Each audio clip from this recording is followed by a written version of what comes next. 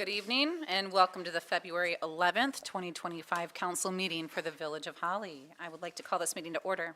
If you are willing and able, please stand for the Pledge of Allegiance. I pledge allegiance to the flag of the United States of America and to the republic for which it stands, one nation, under God, indivisible, with liberty and justice for all.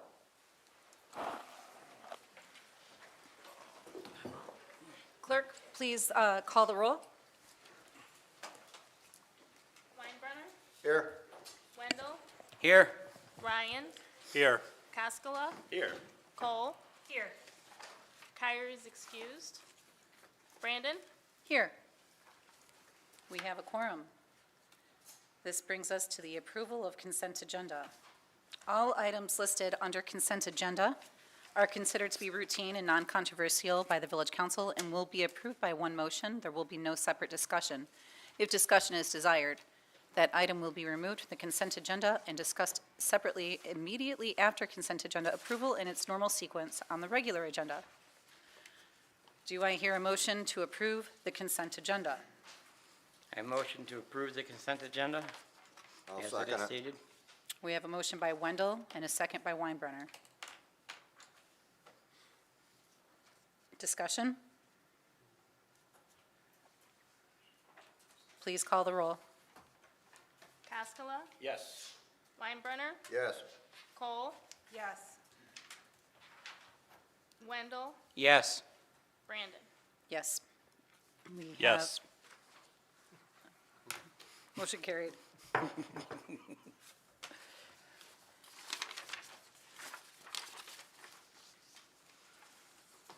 This brings us to this evening's presentations. Chief Narsh, will you please make your way to the podium? Chief Narsh will be presenting 3 separate citations from the Holly Police Department, the first of which will be a citizen citation to 3 employees of the Holly branch of the ELGA Credit Union for fraud investigations and arrests. Thank you, Council. And this is probably, it's very rare that I actually have to lift the mic. Okay, usually I'm bringing them way down. But this evening we have some wonderful awards by some great folks in our community. And our financial institutions, and if you follow our Facebook page, you've seen some of this, but our financial institutions are on the cutting edge, leading edge of fraud. And with that, most of them are doing phenomenal job in training their employees how to detect fraud, elder fraud and abuse, as well as check fraud, bank fraud, and account fraud. It's a challenging world because right now that is one of the most prevalent crimes out there. So tonight I am honored to recognize 3 folks from our ELGA Credit Union who, honestly, by the end of the night, if I can't swear them in, when you hear their stories, they need to be a part of the other team. But I'd like to call up, please, Jennifer, Sarah, and Taylor.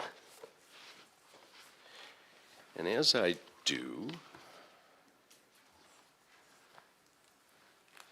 please, Jennifer. And then if you want to stand and remain, because, then we can applaud for you. Yeah, stand right back here, Taylor. Thank you. And then Sarah. Thank you. These citizen citations are for community service, and they are 3 employees of the Holly branch of our ELGA Credit Union. And they are for fraud investigation and arrest, where they have assisted our officers in our department in amazing ways. And they are Taylor Potts, branch manager, Sarah Downs, member service representative, and Jennifer Keeble, a service representative.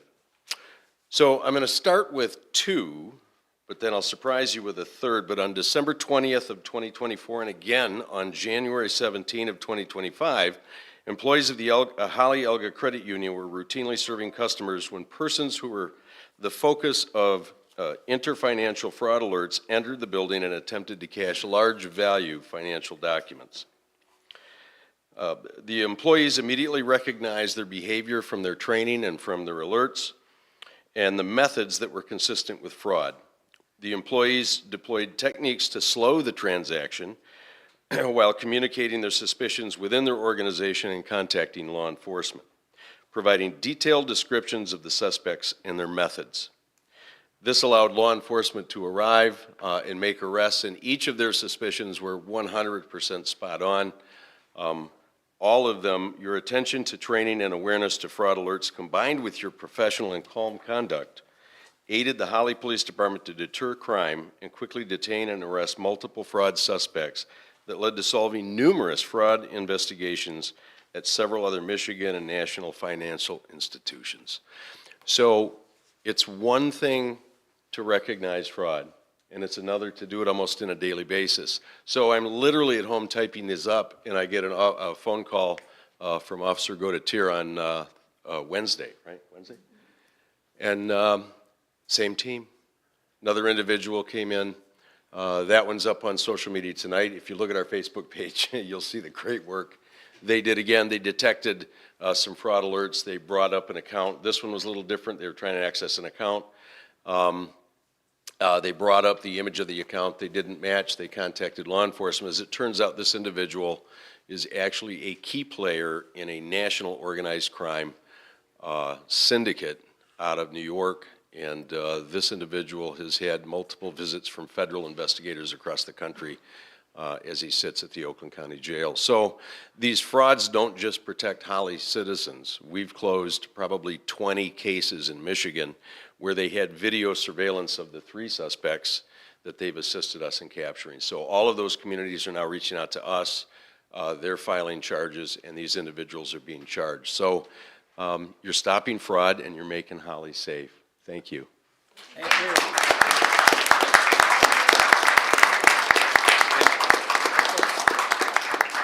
And I think my new boss, Tim, welcome, sir, has a really good camera. And they asked if we could have a picture. He showed me that camera today.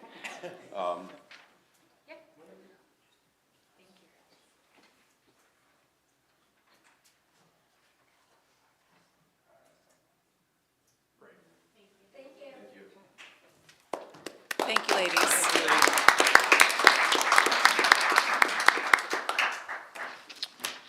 The second will be to 2 of our officers for their work in their arrested investigations. Criteria for meritorious service citation. This citation is awarded for services rendered in the line of duty in which the member, because of their diligence and performance, performs a difficult task in which a crime is prevented, life and property protected, or criminals apprehended. Chief Nars? Thank you, Madam President. I would like to call forward Officer Robert Godatier and Officer John Neff. And I'd like to say that Officer Neff got that injury taken down, one of these fraud suspects. But, no, I think that's more at home. But then again, that would have been a comp claim. So I do want to present.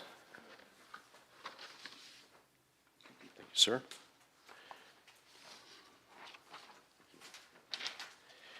And Officer Godatier and Officer Neff happened to be almost haphazardly working as a team on December 20th and again on January 17th. And this meritorious service citation, as read by our president, describes the exact type of behavior that they exhibited that warranted this award. So on those 2 dates, Officer Godatier and Officer Neff were working patrol duties. And on December 20th, they were called to the Holly Elga Credit Union branch for a suspicious older man attempting to cash a large check who matched a recent fraud alert. They ended up arresting a 69-year-old New York man whose violent crime and fraud convictions connected to organized crime spanned 40 years. On January 17th, they were both on duty and called again to Elga for 2 suspects who attempted a suspicious transaction. Their extensive investigations and arrests of 2 Detroit, Michigan suspects led to the discovery and closure of numerous criminal cases at other Michigan financial institutions. There's a lot of background investigation, alerts, and immediate communication that has to go out to other police agencies across the state. Obviously, we have those communication tools, but they immediately captured as much evidence as they could to get that out. which resulted in, we're still getting phone calls and communications across the state on these cases that they've closed. And your fast response, arrest, investigations, and subsequent cooperation with numerous law enforcement agencies locally and nationwide revealed and disrupted organized fraud rings. Excellent work. And I also have something for their uniforms. Excellent work, both of you. Thank you so much. Thanks, guys. You gotta get one.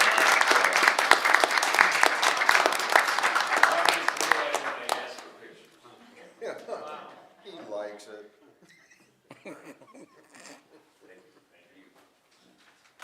Thank you for your service, officers Bob and Jeff, Bob and John. And this third citation will be a citation for valor to an officer for his work in a life-saving effort. Criteria for the citation for valor: the highest award obtainable by any member of the police department. It shall be awarded only in exceptional cases where hazardous duty is performed by a member who risks their life in doing so. The act must be of such extraordinary nature that it is above and beyond the call of duty. Thank you. And Sergeant Stephen Legant, please come forward.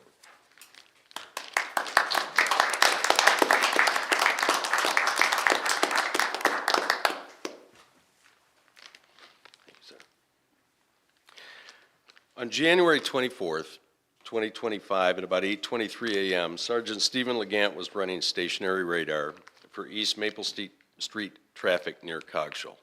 And I'd throw in there, if you got a ticket that day, it was me, frame it. It was kind of a part of something bigger. While running the radar in that direction, he was near Cogshall Drive, and he looked and saw smoke and flames coming from a two-story residential home on Cogshall. Sergeant Legant responded and radioed immediately dispatch of flames and heavy smoke. He exited his vehicle and called out through the locked front door, and receiving no response, kicked in the door and made a fast assessment of the conditions. He entered the home while calling out for occupants. His attempt to enter the second floor was rebuffed by heavy flames. He searched the ground floor and discovered a male resident unconscious in a bedroom. After several attempts to awaken the homeowner, he finally pulled him up and partially carried and assisted him to the exit while determining there were no other occupants as the second story began to emit sounds of potential collapse. The homeowner was determined to be uninjured and was secured safely in his patrol car. Holly fire units had arrived almost at the same time and began attacking the fire. But the fast, deliberate actions of Sergeant Stephen Legant saved the life of the resident with extraordinary bravery and extreme risk to his own health and safety. I love it when these guys do this stuff, but I don't want to lose them. Thank you.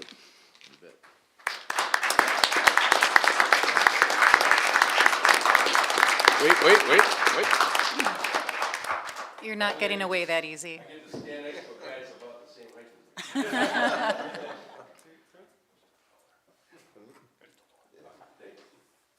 And if you want to see what it looks like, we've got some dash cam of him pulling them out.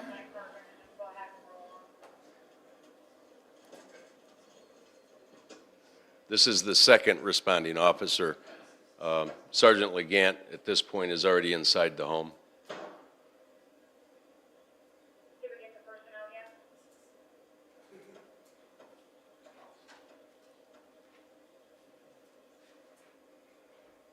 And if you look to the right, you'll see him coming out right now with the resident.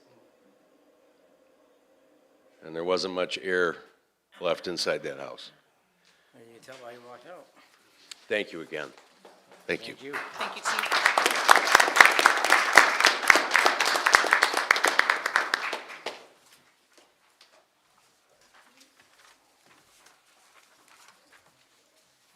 Thank you, Chief, and thank you, Holly officers. At this time, I am opening the public hearing concerning the approval of Resolution 2025-002 for the preparation of the special assessment rule for the treatment of weeds on the Holly Mill Pond. Tim, will you please introduce this item? Yes, good evening, council. This is a continuation of the ongoing agreement the village had with Aquaweed in regards to the weed control of the Holly Mill Pond. Aquaweed has maintained consistent pricing for us over the past years, with the only increase being in this year's invoice coming from the changing of the price of the Eagle permit. I know there have been questions in regards to the fact that there was not a winter drawdown in the mill pond. I was informed that this was due to permitting considerations between the village and Eagle in regards to our earthen dam. DPW is currently working with Rowe and Eagle to provide course of action recommendations for this spring. The village is proposing a renewal of the contract with Aquaweed Control, Inc. for the annual treatment of the mill pond not to exceed a cost of $5,250, in addition to the $459 for the Eagle permit, for a total cost not to exceed $5,709. As a note, I believe because we are doing a public hearing, this is new business item A, and I think when we get there, we are supposed to table it because it's a public hearing. It's supposed to wait a meeting before we actually have any discussion or vote on the item. So I believe we might have to table that by vote when we get to that. Council member Koskela and I actually discussed this issue, and he expressed some interest in the public benefit to the village of this, as we are one of the biggest landowners, and so we are charged for this as well. And I'm going to look into this and provide council an update before our next meeting, where there will actually be a vote and discussion on this. Okay. Point of order. Before opening a public hearing, should we have done a vote to move into it? I think that correct me if I'm wrong, I believe the president can open a public hearing. I'm sorry, ask the question again. Did we need a motion and a council approval to move into a public hearing? You can just declare, Thank you. So members of the public that would like to address the council on this resolution may now do so once recognized. Comments are limited to a maximum of 4 minutes. Council may extend this time up to an additional 4 minutes by a majority vote. Prior to addressing council, members of the public shall state their name and address for the record. Those that would like to speak, please approach the podium. Oh, Jim Clark. Jim Clark from 314 Hadley Street. I want to put this in a little perspective for you. The mill pond was created about 1843, which is why the town is here. There was a grist mill and a sawmill on the pond. I've lived on the pond for about 35 years. When I first moved to town, the village council had commissioned a lake study that included the pond and a demonstration project to do weed harvesting on the pond, which I thought they always did. But I found out 2 years later, the demonstration project ended, and we had a warm summer. The weed growth was unusual. We ended up with a mat of rotting weeds on the surface of the pond that sucked the oxygen out of the water, and we had thousands of dead fish floating in the pond and hundreds of seagulls that were eagerly eating them. About that point, we started looking into what we could do. We saw 2 options: a lake board, which we have in town on Bush Lake, in which case the county drain commissioner basically calls the shots. I thought it was more productive to create a special assessment district. So we passed petitions, came before the council, had them set up the special assessment district, which still exists today, about 20 years later. We pay by the frontage foot for weed control in the pond. The pond itself, at least the Holly portion of it, the deepest hole is 10 or 11 feet. It's very shallow. When you have shallow bodies of water like that, the sun hits the bottom, weeds grow. We wanted to avoid future fish kills, which we did. We initially did weed harvesting, and then, might have been 20, 25 years ago, the council sent me to a workshop at Michigan State University on pond and small lake management. At that workshop, I learned two things that were very important. One was that chemical treatment was much more effective in treating invasive weeds, where weed harvesting would tend to spread the invasives around.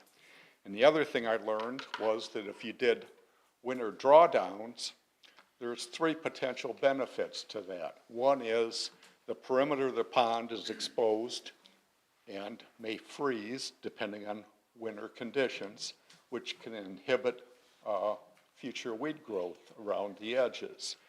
Also, it tends to compact the bottom. Stuff has been silting into the pond for about 180 years. So, that's important. The larger volume of water you have, the healthier it is generally. The third thing is that if the village that owns the dam and the culvert wanted to do work on the pond, when the level is lower, it makes it much easier.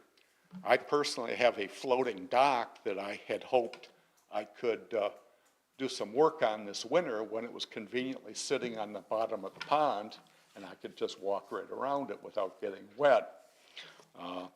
But the previous administration gave me a song and dance and said, oh, one of my neighbors wanted to fish on the pond, so they weren't going to do a drawdown this year. I would highly recommend that we continue to do annual winter drawdowns. Aquaweed is a neighbor. They own property on the pond, and they've done a very good job with the chemical treatment. I would like to see that continue. And we haven't had any problems at all since we created the special assessment district, and we all pitched in together for the care of the pond, which I think benefits the village and anybody coming in from the south end. When the pond looks good, you have a favorable image of the village.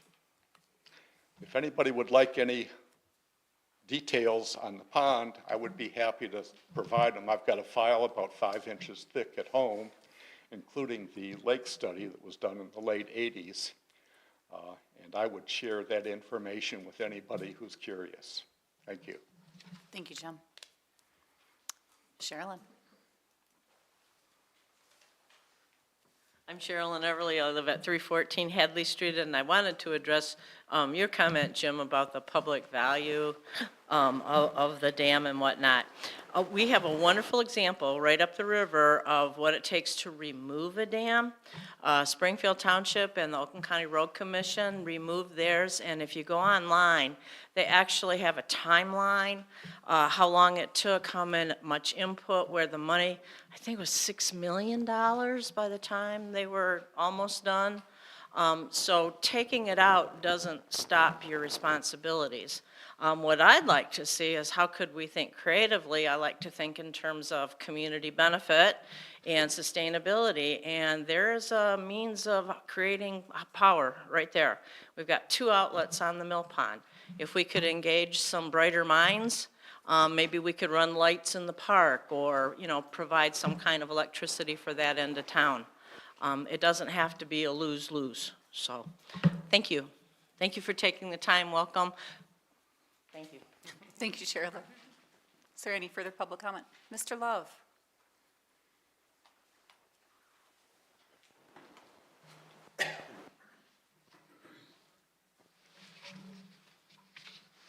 John Love, 200 North Saginaw.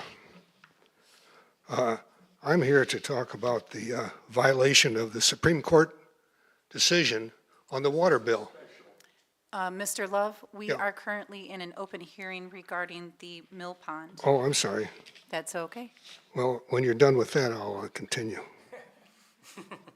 I'll let you know when it's time for a general open comment. Thank you. Is there any further public comment on the hearing at hand? Okay, at this time, we will close the public hearing. That brings us to the general call to the audience. Members of the public can address council once recognized by the chairperson. Comments are limited to a maximum of 4 minutes for items not on the agenda. Council may extend this time by up to an additional 4 minutes by a majority vote. For items on the agenda, Comments may be made after council discussion prior to council vote.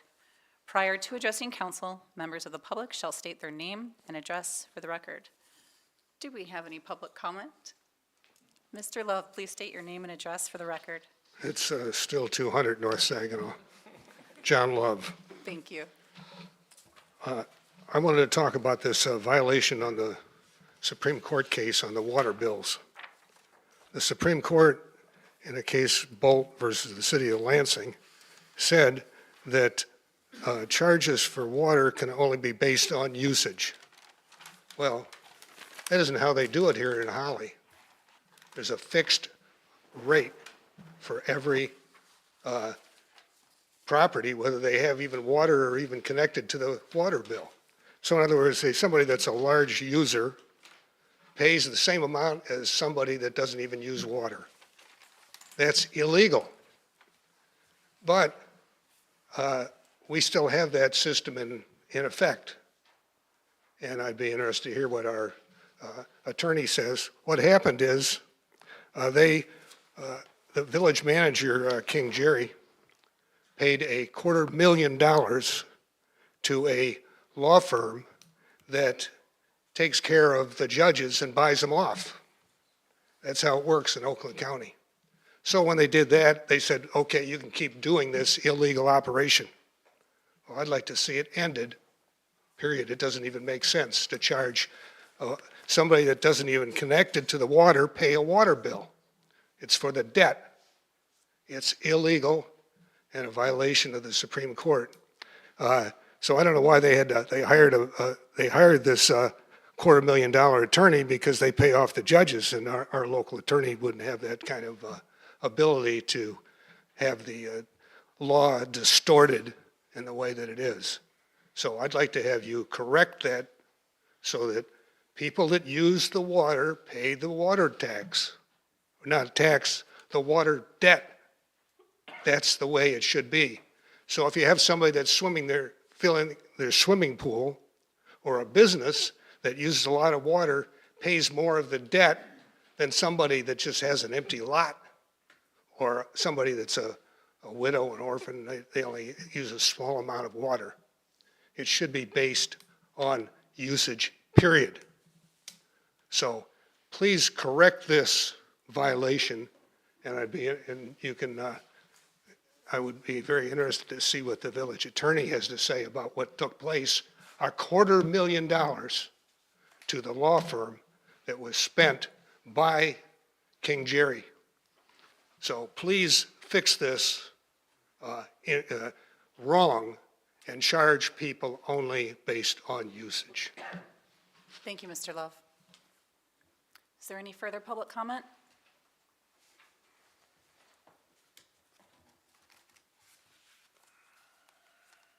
Okay, hearing none, that moves us to new business.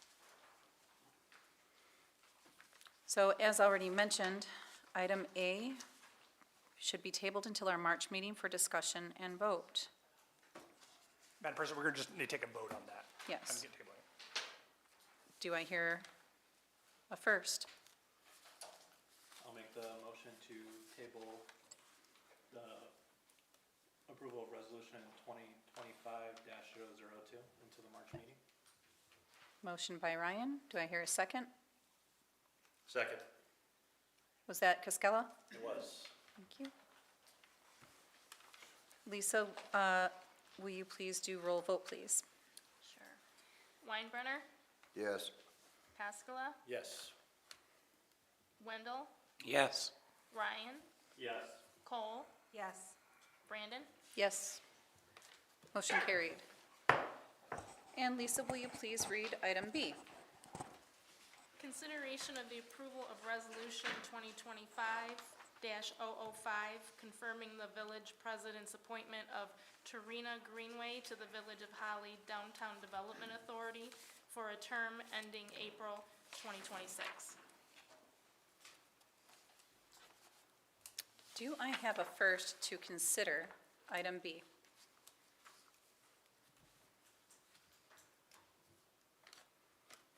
I will make that motion, that we consider item B.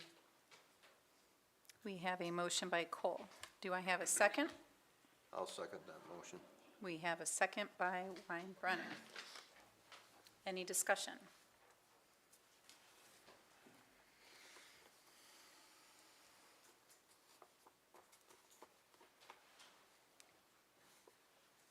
Okay. Any public comment on this item? Okay. And I would just like to say, if anyone is wondering why this item is in new business, it is a matter of practice for us to put reappointments on consent and new appointments in new business. It's the only reason it's not on consent. Roll vote, please. Cascola, Yes. Wendell, Yes. Ryan, Yes. Cole, Yes. Weinbrenner, Yes. Brandon. Yes, motion carried. Welcome aboard, Sharina.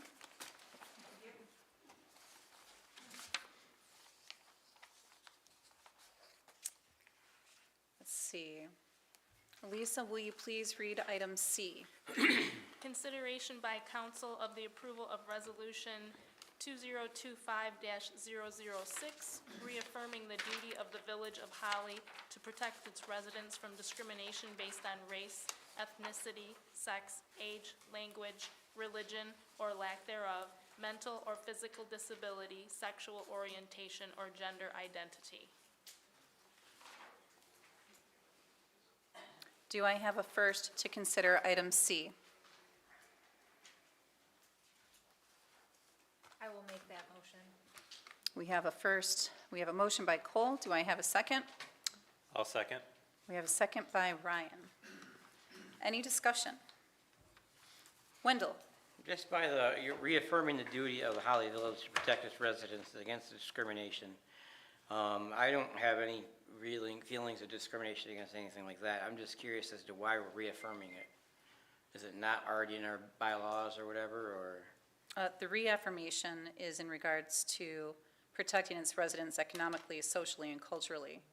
The affirmation is to protect from discrimination based on those following, and we really spliced a few of them out that were not necessarily in there before, and this would, from here forth if passed, protect village employees from losing their jobs based on or these anything? things. Okay, just wanted to clarify to make sure I understood it right, okay. Any further council discussion? Okay, any public comment on this item?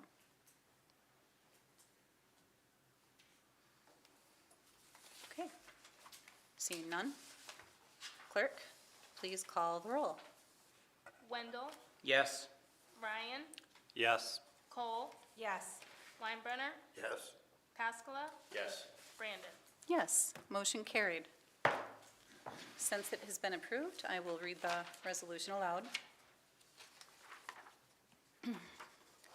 Reaffirming the duty of the Village of Holly to protect its residents economically, socially, and culturally, and henceforth affirming protections from discrimination based on race, ethnicity, sex, age, language, religion or the lack thereof, mental or physical disability, sexual orientation or gender identity. And whereas the Village of Holly President is granted the authority to make recommendations to governmental and legislative policies pursuant to VH 3.6b, and whereas all citizens should be assured the Village of Holly is a safe and inclusive environment free from discrimination, and that history has shown that civil rights laws are effective in contributing to such environments, and whereas explicit federal statute Title VII of the Civil Rights Act of 1964 bars employment discrimination based on race, religion, national origin, and sex. Protections addressed discriminations on the basis of, sorry, that call threw me for a loop, on the basis of race, color, national origin, sex, disability, but only began to include sexual orientation and gender identity as of the Supreme Court long overdue interpretive ruling on June 15th, 2020 to also cover LGBTQ+ workers indicates a continued underrepresentation and oppression of this community. And whereas the American Psychological Association and Department of Education brings to light a lack of awareness and understanding of issues facing LGBTQ+ children and youth contributing to a higher rate of isolation, depression, suicide, and suicidal ideations or attempts. Now therefore be it resolved, the Village of Holly supports current civil rights legislations and the Supreme Court's 2020 interpretive ruling, Department of Education guidance, APA statistical guidance in protecting all community members regardless of race, ethnicity, sex, age, language, religion, or the lack thereof, mental or physical disability, sexual orientation or gender identity, and ensuring equal access to public safety and job security. Now therefore be it further resolved, the Village of Holly is committed to the fact that no individual shall be denied equal protection of the laws, nor shall any individual be denied the enjoyment of their civil or political rights, or be discriminated against based on race, ethnicity, sex, age, language, religion, or the lack thereof, mental or physical disability, sexual orientation, or gender identity.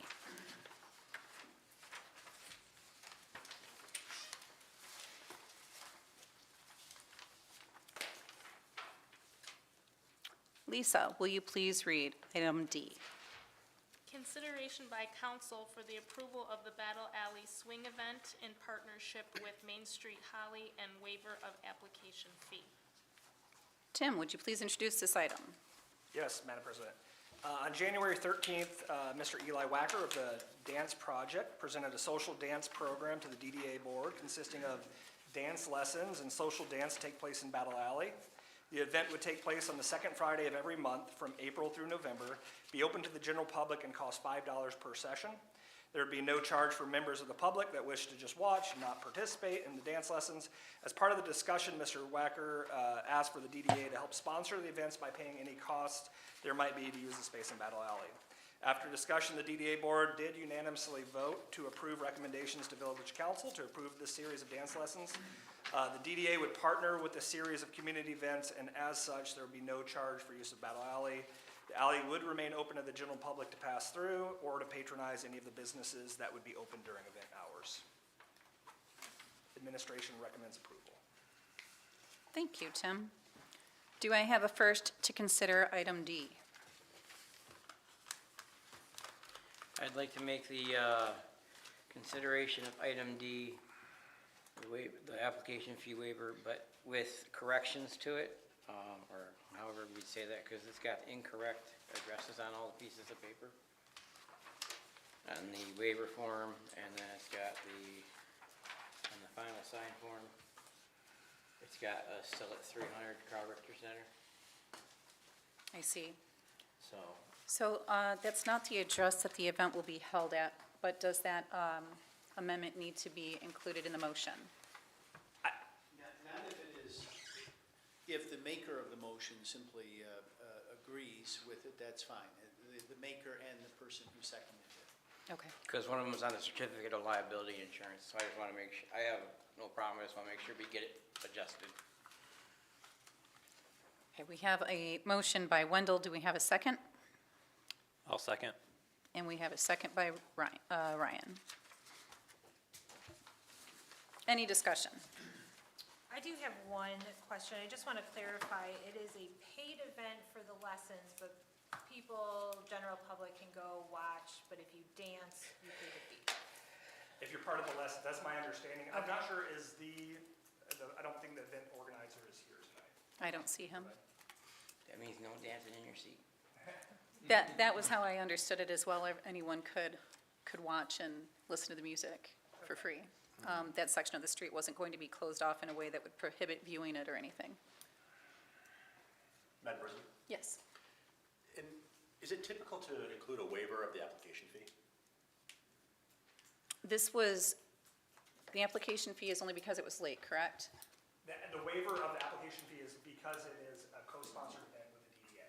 That's the reason that we are. I guess my question is, should the DDA not pay for it then? Out of their funds? I don't believe the DDA pays for events. At all, anyway? At all, yes. Okay. And the last question, did the motion, are we requiring the applicant to update all the addresses with that motion? I believe we should have them update it on the insurance form. On our permitting, we need to just make sure that our permits going forward have the correct address, but it doesn't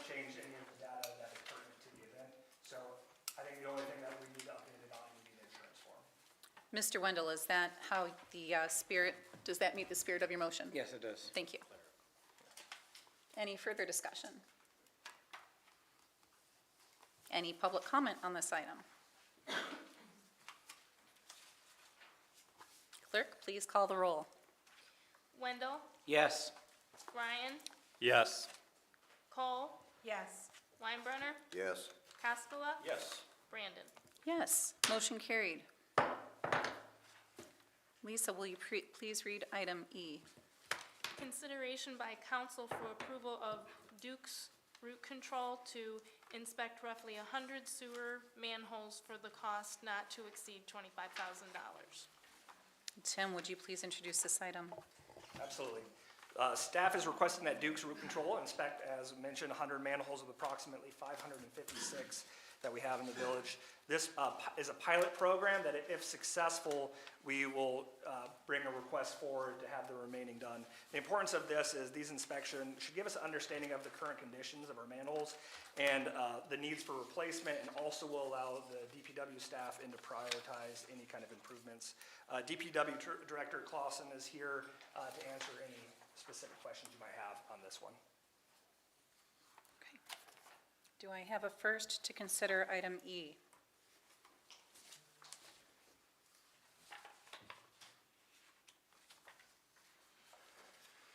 I'll go ahead and be the first to consider item E as an approval. We have a motion by Wendell. I'll second that motion. We have a second by Weinbrenner. Any discussion?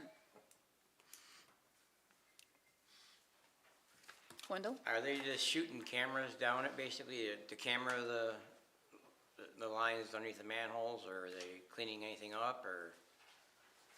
It'll strictly be just the manholes themselves, there won't be any lines. As part of our SAW grant that we did several years ago, they televised and cleaned the lines. Okay. But the manholes themselves were not assessed, and they have to be certified to do that. There's only about 5 companies that do it in our state, so. Yeah, I know one of them. All right. Any further discussion by council? Any public comment on this item? Clerk, please call the roll. Ryan, Yes. Cole, Yes. Weinbrenner, Yes. Cascola, Yes. Wendell, Yes. Brandon. Yes, motion carried. Lisa, will you please read item F? Consideration by council to approve the downtown parking management plan as proposed and direct staff to begin implementation.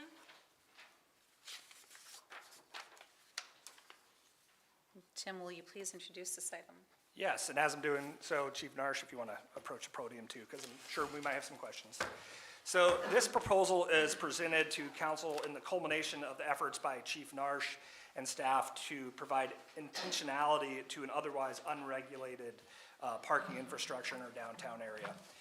This presentation has been presented in 3 different public meetings, which have resulted in improvements to the plan. Just this proposal does not include any form of paid parking. I just want to make that clear because I've gotten that question a lot. But the proposal does outline many benefits to the village of Holly. The proposal will help the need for overnight parking for residents. Currently, I think we have 17 available overnight parking spaces with about over 40 residents that need overnight parking. That need is currently unmet. The proposal will also allow for a program for DPW to effectively plow our municipal parking areas, aiding in resident safety. Again, that's something that we've heard a lot of, as we've had a lot of ice lately, many public comments about that. And the problem is, we just don't have a program in order to effectively do that, which this proposal will help with.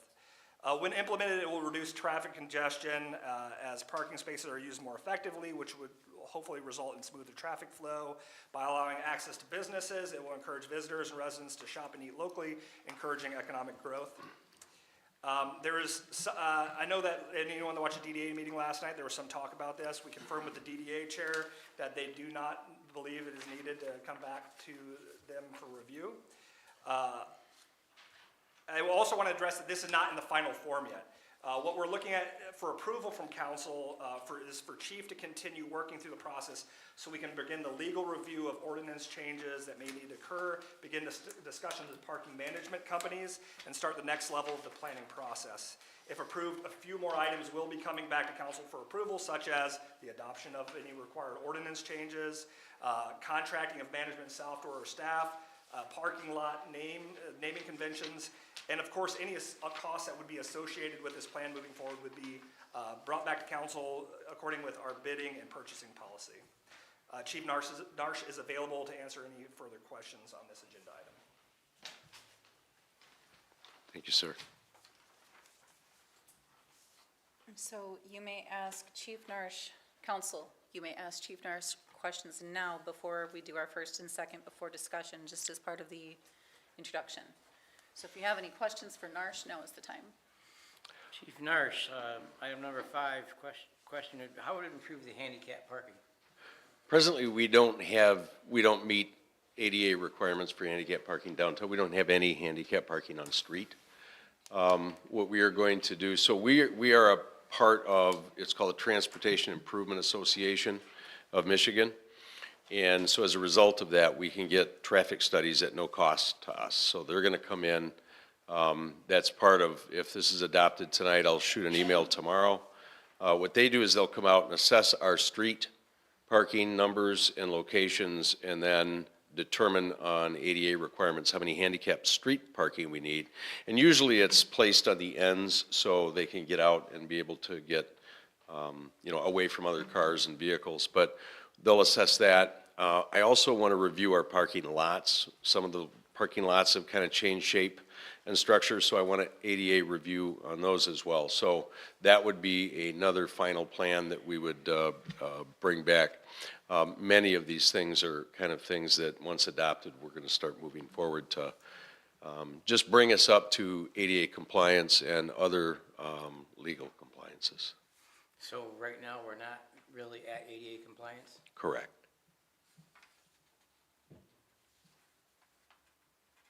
Is this beginning part, is this about extending the parking lot anywhere?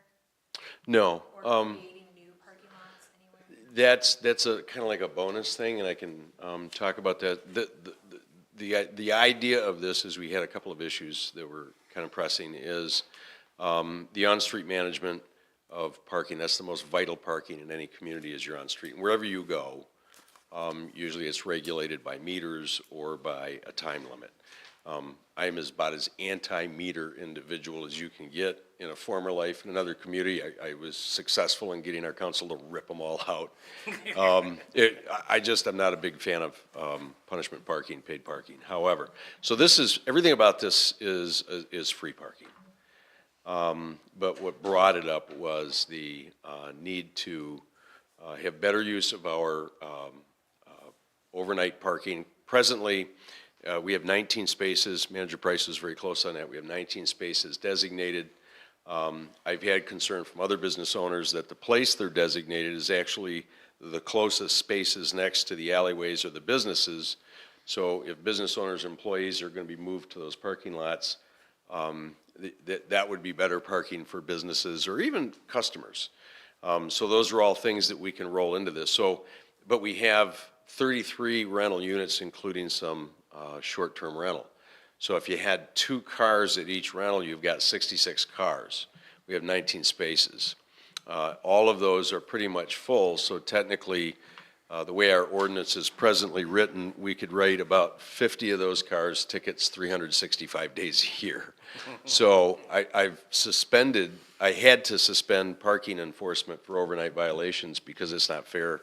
We haven't created adequate parking, though we've created new residential units in our downtown district. So this parking management plan corrects that by simply registering residents downtown, having them pick up a $5, $10 sticker, and we think that can be a landlord cost, not onto the vehicles. We register that vehicle, they get that sticker, and they can park in any municipal lot.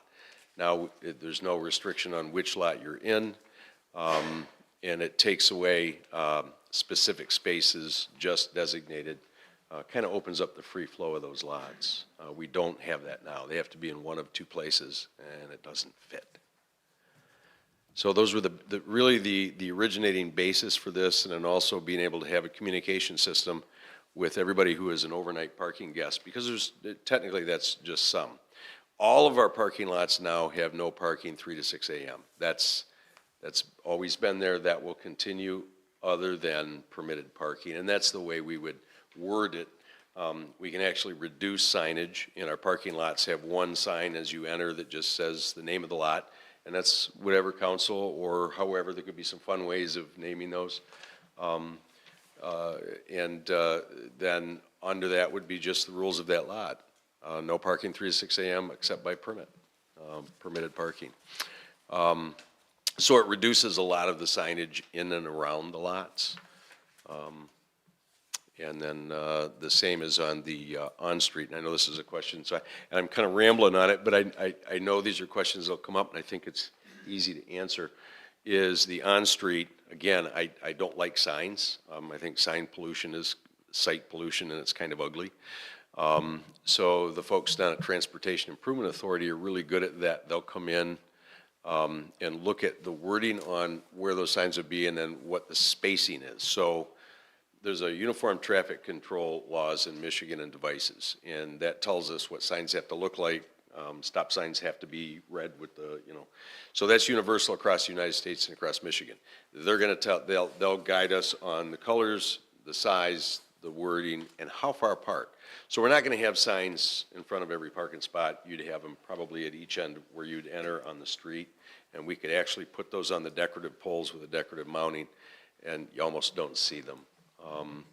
So it kind of reduces sign pollution, but also meets the criteria, because if we don't meet that criteria and you write a violation, then that violation isn't valid in court. So that's why the TIA comes in, and we make sure our signage is there, but not more than it has to be. Madam President? Yes. So I believe all of us received a letter from Mr. Eric Olson, who resides at 114.5 South Street. So thank you for that, staff. I won't read his whole letter, but he did bring up a couple of points. His required to park, so there will be a nominal fee, he said $5 or $10. He's concerned about that. And overnight guests. Now my question, tag along with that, is how are we going to manage the short-term rentals? There are different people coming and going.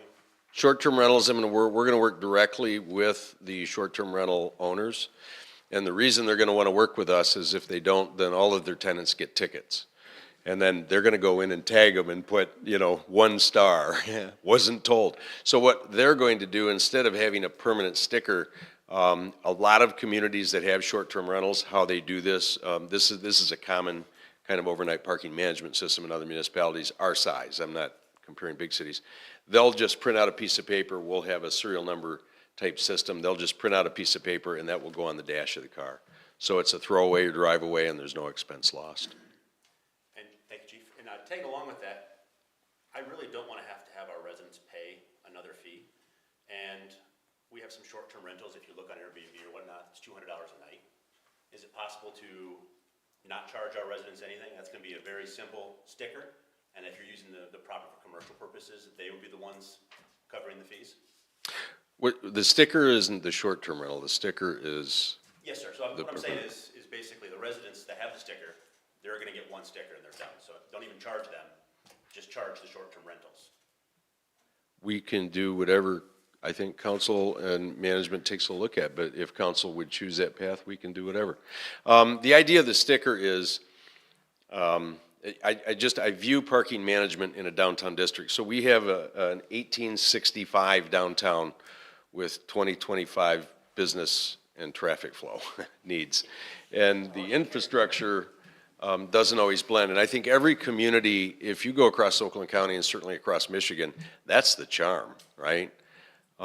You go to these towns, and then it's how do we manage that parking to benefit our businesses? This will maximize turnover to allow our businesses to have more customers, but not having residents, business owners, employees on the street. And it's only during, the prohibition, keep in mind, is only during the 7 a.m. to 6 p.m. Monday through Saturday. Those prohibitions are only during that time. Going back to the sticker, So if a business owns a business in a downtown district, there's only so much government can do. For private business who is, I'm going to have 20 apartment units, but I don't provide parking. I'm going to have the Village of Holly do that. I think it provides a dog in a hunt if the landlord had to pay $5 to help, for their tenants. But if the village wanted to cover that cost, I don't think it's going to cost much to make these stickers. I don't, but whatever is the preference of council. Certainly, everybody's struggling, and we don't want to add it to the tenants. My thought was landlords be a part of the package for, or the village. I mean, I don't think it's going to be that much, but if you start adding 80 cars and then annually they change, there's going to have to be a budget line there for that. Council? Okay, so last night at DDA, it was brought to our attention by a couple of attendees that Mr. Walker had said in a previous meeting that this would go back to the DDA first before coming to council. And so at that point, the DDA had kind of a consensus and requested me to ask the council to consider tabling this. But then this morning, Linda Stouffer, the chair, rescinded that request upon reviewing the minutes and recognizing the motion and the approval of the DDA to send it to council as presented. That motion was made by Jerome, it was seconded by me, and unanimously voted on by the DDA to come as presented to the council. So I just wanted to say that for transparency's sake. So the motions that can be considered as tabling, and I'd like you to be careful on the wording because of issues just like that, let's see, where is, the consideration as it states on G is to consider adopting, to approve the downtown parking management plan as proposed and direct staff to begin implementation. But if you do that, it sends that directly as it is, without editing, without updating, without being reviewed again. So now what our village manager had said aloud a few minutes ago was to approve continued investigation. So I think that that is how the motion should be worded, if that is what council was going to consider. Did that make sense? Does anyone have questions on what I just said? So you're saying just basically, we're going to approve, but we're not going to set it in stone of what is said right here. It's going to be, if it's added to and everything else, then we look at it again, but it's still going on an approval process, so we're gnawing at to get it approved all the way. Exactly. Casella? Yes, thank you, Madam President. So we're just directing staff then to do more research. So why even make a motion at all is my question then. I mean, we're not approving any funding. I think that the village manager could perhaps answer that better than I could. Yeah, okay. I was getting some hand signals over there. I wasn't sure. We haven't worked out all of our sign language. It's really because we are now going to be engaging with parking management companies, perhaps even looking at engineers that would be drawing up, plans and such. And I think that really, before we commit any more manpower or time to this process, we wanted to make sure that council has an appetite for this and that the community has an appetite to move forward. Is that your? It is, and I think what I'm really asking for, in our council action request, I'll take blame for that. I'm looking for your approval of the management plan and concept. The finer points, you're directing administration, such as what you just mentioned tonight about the sticker. We're going to bring those things back to you as we go, but we have to have your blessing that this management plan fits the needs of the Village of Holly. I'm going to develop, and these are no-cost, low-cost options. I mean, there's almost no investment in this of dollars. Any dollars spent would come back because that would be contracting the park and management firm, and they're pretty reasonable. But what we're looking for is the approval of the plan with the directing administration to begin reviewing the registration process. Upon you approving the overall plan, then I'll begin developing, just myself, I've done this before, I'll do it again, simple, is the registration process for our landlords and tenants' vehicles. That's easy, we're gonna do that in-house, we're gonna track it in-house. There's no outside anything on that, we'll do that all. It just allows us to move forward where anything such as the names of the lots. One of the things that is an advantage that we haven't talked about that's in this plan, and again, by adopting the plan as it is and directing administration to bring these things forward, is we have some names, and it's okay what we have, but if we named all of our municipal lots, let's just say by colors, red lot, blue lot, green lot, there's a lot of different advantages to that. My vision is to come up with a little plan similar to this, and it has all your streets and all your municipal parking, and it's on a QR code that could be on menus and websites, and anybody could tap on it. Oh, there's all of our public parking. It's a form of wayfinding. More so by adopting the plan and directing administration to move forward.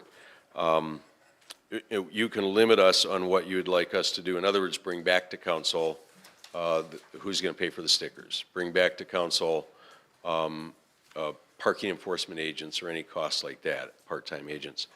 All of that would be brought back for council approval, but it would allow us to begin to develop really just the overnight parking management, the ordinance review with our attorney. I haven't done that yet because I don't want to spend a bunch of money on Mike that we didn't have to yet. He didn't even look up. So that was the idea.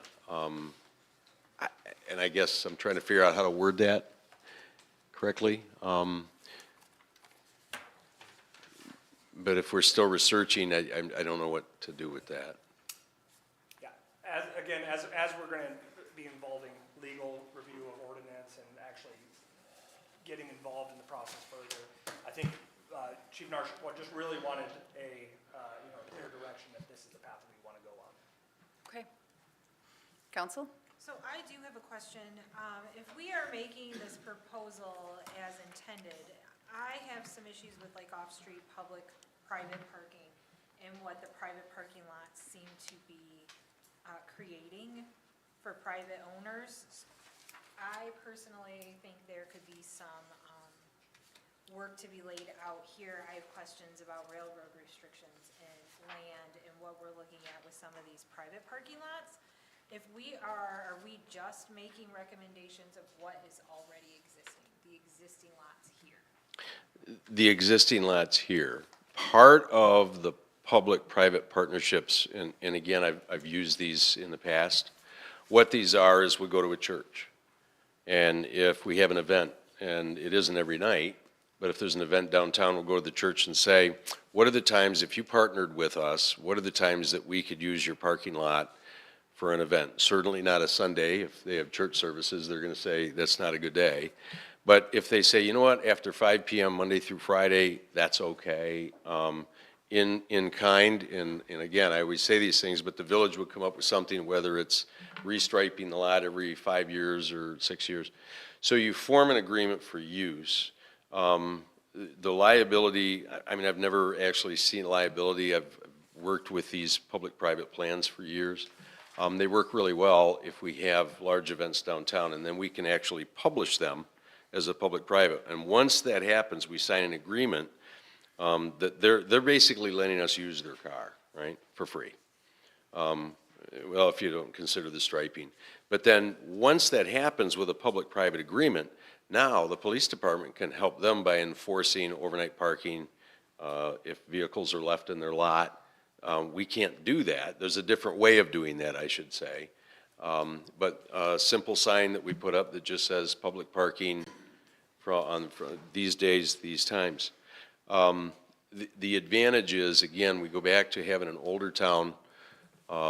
We're capped at parking. We're pretty much it. We've got 295 parking spaces in all of the municipal parking lots combined. We have about 120 employees, if you add them all up, and residents, if we're going to move them into those lots. So then you're still going to have a lot of customers that are going to want to park in the parking lot. So we're trying to figure out a way to do that. That's not the plan itself, but those are the kind of things, but keep in mind, every single one of those, as we navigate how we can improve our parking, this is like a 1-2-year plan. Those would all come back to council. Every single public-private agreement would come back to council for its approval, for its validity, but they work great. Just about every community uses those. And we're able to pick up a couple hundred parking spaces at no cost. And usually, a lot of the some places won't, but a lot of places do when they find out, well, you know, we're going to put some signs up and then we'll enforce it for you. It's kind of a win-win. The land behind the Oakland houses, Oakland Street, Yes. going all the way down to the railroad tracks. So that's paving paradise, putting up a parking lot? Joni Mitchell, anybody? I was going to hum it, but We're trading deer for wildlife. Deer and wildlife, we're trading in for cars. So this is going to change the entire family dynamic for some of these people from quasi-country living to downtown. Now, I don't know that the village has any authority on if that property's already been bought by Vince, and there's nothing we can do here nor there. But can it be bought? Do those people own it? Has he already bought it? And can he buy it going up that close to the railroad tracks to turn it into a parking lot? so it's my understanding they have purchased it, they own it, they have offered that. A lot of things that can be done, and again, any idea of that going forward, it would have to go through the planning commission. It would have to be reviewed, the same as any other development or any property development, and that's where the village will have total say on every spot of this. And it would also come back to the village council after the planning commission for approval. Part of that can be aesthetic, whether it's bushes, shrubbery along the line, where it meets roads or residential. You can limit entry and exit points, lighting. Certainly people want lighting for safety if they're going to go down there. It does meet, it's my understanding, some preliminary, and again, this is a private, with a potential public-private partnership for up to 175, 80 cars that is right in the downtown district. But it does meet, there's drainage requirements of the railroad, and that's part of what they were looking at. And they're on their own privately looking at an engineer to provide that guidance to them. But there is things that, and I don't know that we have this built into zoning, but it could be recommended back to the developer to visual calming, whether it's fences or shrubbery that, you know, what do you call them, the tall arborvitaes that make like a...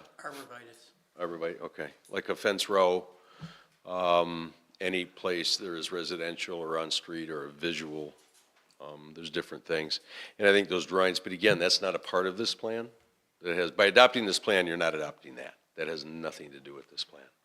Those are just things that are coming forward when you have a downtown parking management vision. You look at how you can use available property. Some municipalities will buy a building just to tear it down to make a parking lot. To me, that's also ugly. Well, the optics here at the corner of Oakland Academy Lake in front is there is a chapel owned by Vincent Kari, and right downtown is the vault. The new parking lot's going to run from behind the vault down to Oakland, and that would make those homes there on Oakland less attractive to the families that currently own it, that want that kind of quasi-country setting. So, you know, the optics here could look like they're going to be run out of their homes, perhaps sell them to Vincent Kari, turn them into a bunch of Airbnbs, and now they basically have all the way from Lake and Front straight to downtown with a happy little parking lot in between. So if the village was to purchase in with them covering the lighting and stuff, I know that some citizens are concerned with how that looks. Do you have anything to say about that? Sure. And certainly, those are all really, really important things to view. I live in a downtown, 1800s downtown. And so those are things that again, there is no agreement made between the village and it isn't a part of this plan. But certainly those are requirements that the village could set or say, hey, we don't want this. We don't want, you know, if it comes to planning commission and it comes to the council, it's not something you want to approve. I think it would be something good to advise them and have the manager have that discussion with them before they, start putting money into it. But that was an idea they brought forth to provide free parking to people in town, downtown. No. But if it doesn't fit and isn't, so that's totally the purview of our community. Well, it does say here, number 3, it does mention Vince, I can't pronounce his last name, is of the former lawn repair that she was talking about. It does mention that in this proposal you gave us of 200 spots. I think I put it in there in the context of like a bonus, that's something. But it's listed as number 3 on off-street public private parking lot arrangements.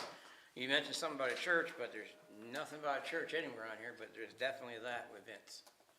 And I don't, as a council member or something like that, I don't think that's a really rocky road to go down. And I think I would have to apologize to you if I made it look like that's part of the plan. It's not. The plan is the management of the parking with overnight residents, the naming of the parking lots, and the on-street. Those were, I was looking, this was like a 2-year plan. So what I was doing is looking at our entire downtown, how we could improve that. But certainly we can exclude that, and we could do that by language that new or additional parking is not authorized by this plan. Thank you, Thank you, Chief Narsh. Madam President, Yes. may I make a motion? I think so. You may make a motion. Thank you, Madam President. I'd like to make a motion to approve the downtown parking management plan as proposed and direct staff to return recommendations to council. I believe that's an acceptable motion. Is there a second? I'll second. We have a motion by Koskela. We have a second by Ryan. Now, Madam President, discussion. Weinbrenner. would that, the motion that he just made now, would that motion be for the chief to continue on, Yes, investigate and look into this? and bring the recommendations back to council. Okay, thank you. Any further council discussion at Is this there time? a way to have it not include number 3?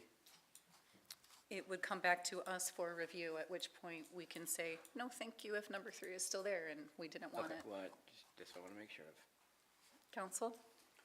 Koskela. Thank you. I just want to thank you. I think you held 3 meetings, and I think one of them was at the coffee shop, and I was like, why is he holding at the coffee shop? And then I see there's one held down here, I think, and I think it was a good effort to try to get different people involved at different times. So, thank you for that. Thank you, sir. I also liked how you had a daytime and a nighttime one. Thank you for that. Thank you. Council? Any public comment on this item? First, go ahead. I'm sorry, was it Amy? Please state your name and address for the record. Yes, first name is Amy, last name is Ray, 108 College Street. I think as a citizen who's had a lot of issues regarding parking along College Street and behind College Street in this area on the grounds of Cyclone Park, I think it's really important that as well as there are areas that are delineated as parking lots, that there are specific mentions where parking on grass is not allowed, and a determination should be made. And the reason I say that is because we've had intense issues that residents have had to fend off, literally parking on the grass, in addition to using this municipal lot, which is completely valid. Although this doesn't really fall into the downtown area, I don't think, I'm gonna have to take a closer look at the plan. So about 30 cars can fit over here, but we've had, when there are events on College Street, again, which I believe is outside of this downtown parking consideration, we've had at least 60 cars parked on the grass in Cyclone Park, directly, like, within, like, 4 to 6 feet facing the homes here, which is just not acceptable. So I think as much as there are delineated municipal areas, that there should be areas that are off limits. And I think where the previous city manager had given permission to Vince, on occasion, if you have overflow parking, it's okay for you to park on the grass over here, 4 rows deep. But that's not acceptable to residents, and it's, to my understanding, not acceptable to the Parks Commission, and that there was that Jerry was actually asked to not have that happen. So we've had to kind of basically work with the parking company, the contracted parking company, to make sure that they're only parking on the cement back here, simply because our understanding is that it's not allowed for the cars to be parked on the park. So just a little, note on that. Thank you. As much as it's important to, to have names for the parking lots, there are areas that are just not up for. And also, I think it's important to know the revenue that's derived from any event holders per car for parking and valet parking. Because there's, I don't know that information, but I think that some money should probably going back to the Village of Holly for repairs, potholes, paving, not just some type of in-kind, because we are facing, kind of nightmarish conditions at least twice a week, half the year, 3/4 of the year on College Street. So that's it. Thank you.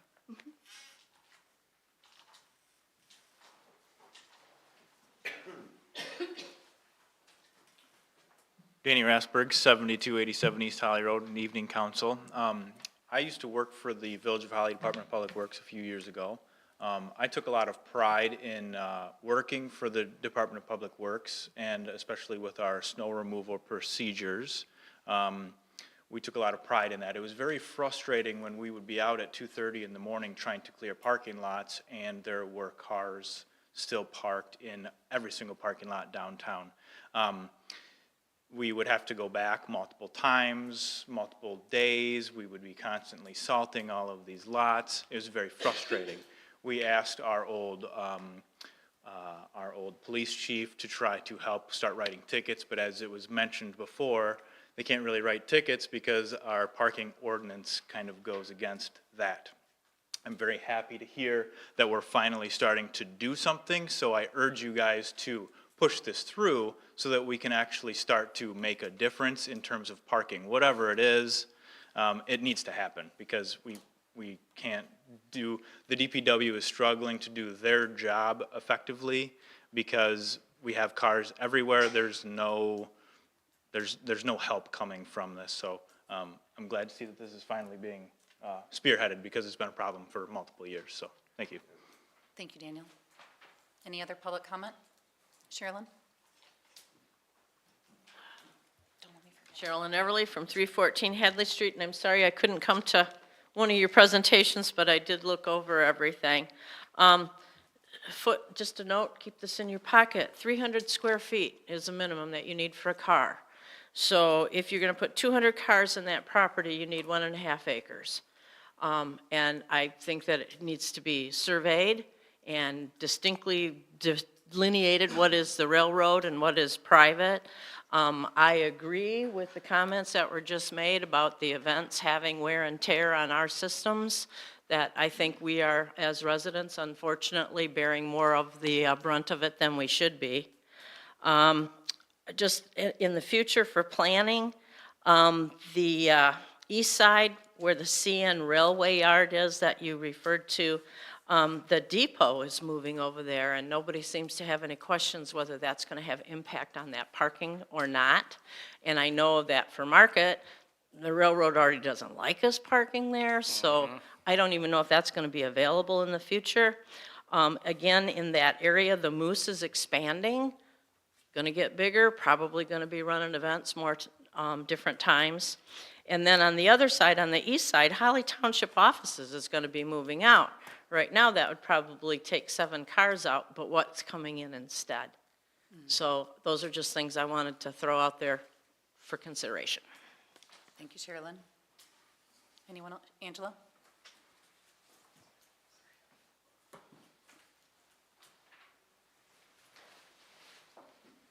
Angela Wallace, 709 Baird Street. My question would be, if we are having parking, and I understand that Vincent Curry have bought that, but I also am a little concerned that we would be partnering with them as a village, and then them using all of those parking spots when they have things here for their overflow parking. when they have the wedding venues that are downtown in the church, if their guests are going to be filling all of those parking spots, why are we partnering with them and paying for it? Just something to put out there, because we had an agreement that there wouldn't be any parking issues over here, and look what that turned into, because it was a nod and a handshake, and, oh yeah, we can do this, and we'll take care of it. And it's been nothing but a nightmare for every resident that lives in this neighborhood. So it's just gonna expand over there, and those residents are gonna have the same nightmare that we deal with twice a week, every week. And then we're paying and partnering with them and paying as a village, and then they're using all of those parking spots for their personal venues. It just, something that I wanted to look into. And also on the sticker issue, how often do the rentals get like inspected? Isn't it every 2 years? How often are So rentals during public inspected? comment, it's not open for I questions. understand that, but my thing would be, why not use that time to have the landlords pay for those stickers? If it's every other year, you could issue those stickers, the landlord would have to pay it as part of their inspection for rentals. So that's the only reason I was asking, if it was 2 years, 1 year, 5 years, just somewhere that you could make sure the landlords are taking care of that instead of the residents. Thank you. Thank you. Wait, I'm sorry, Amy, didn't you already comment? I did, I had another, okay, that's it. Anyone else? Yes, Marta? Marta Lewis, 115 South Saginaw Street. I've been a business owner downtown for 24-plus years now. And one of the in the packet, one of the proposals is to limit the customer from parking on South Saginaw Street a minimum of 3 hours. And in all these years, the only reason that there hasn't been parking for a customer is because of a business owner, their employees, the township employees parking on South Saginaw Street and parking on Civic Drive. And when that is taken care of with the sticker program, that would really open up and not have to penalize our customer base for parking and doing their shopping in the downtown. This morning I had someone yell, "Good morning, Marta," and they had parked in one of the back parking lots, and they struggled because the parking lot was not clean. They struggled getting up onto the curb because all along the curb this year, they have not been removing the snow and the ice. The front South Saginaw Street is cleared every night during the wintertime. Cars are not allowed to park there, but still, we have not had that cleaned. And this woman not only came in at 10:30 in the morning, they were still there at 2:30 in the afternoon, shopping in the downtown, the restaurants, the coffee houses, and the stores. These people bring a lot of revenue to our downtown on a weekly basis, a monthly basis. And I really hate to see them limited from enjoying our town. Because the real offenders, like I said, are the businesses, the employees, and the tenants. But if the tenants had a place to park, they wouldn't have to park on the main, on South Saginaw. I clocked one of the tenants 14 hours straight in front of my store. It happens, but we do need to move them off the main street. The DPW, we really need that managed a little bit much better than it has been this year. The other thing is, when a customer has to park in the back parking lots, they need clean access to get to the downtown district. And Alley Street has been horrendous. I've watched people fall down. They cannot get from the parking lot to Battle Alley. They can't get to the shops. They can't even, it's really been sad this year. I have paid an individual to clean pathways out to the parking lot so we can walk carefully and without hurting ourselves. I personally had to shovel snow and water waste yesterday because it is built up so heavily in the parking lot. Our dumpster areas, they have not cleaned around those. There is ice, crusted ice all around the dumpster areas. They could clean it a little bit better than they have, but this year it has been really, really bad. And I just would really hope that there's some improvement along with this whole program, that we can have something better than what we've experienced. Thank you. Thank you, Marta. Public comment? I have a public comment that was emailed to us. Mr. Councilman Cascola touched on it, but in full, this is from Eric A. Olson. To the council members, I keep finding out about meetings regarding proposed parking restrictions after it is too late for me to attend.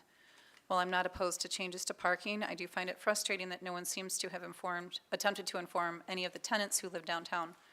In reading the Village of Holly Downtown Parking Management Proposal dated November 18th, 2024, it appears that the tenants downtown will be the only people required to pay a fee to park. There is already too few parking spaces downtown, and there is nothing saying if there will be any additional places to park. Also, sounds like we will not be able to load or unload near our doors. What about overnight guests?